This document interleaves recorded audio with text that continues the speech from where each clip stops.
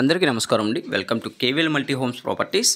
ఎవరైతే విజయవాడ సింగనగర్ పైపుల్ రోడ్డుకి దగ్గరలో మెయిన్ రోడ్కి దగ్గరలో చూస్తున్నారో ఇండిపెండెంట్ హౌస్ అయితే ఈ హౌస్ అయితే సేల్కి అయితే ఉంది. మనకి సెక్యూరిటీ గ్రిల్స్ అలాగే పైన పీవీసీ సీలింగ్, మెయిన్ సింహద్వారం, టేక్ వుడ్, ఉత్తరం వైపు సందు, 100% వాస్తు అయితే ఉంటుందండి.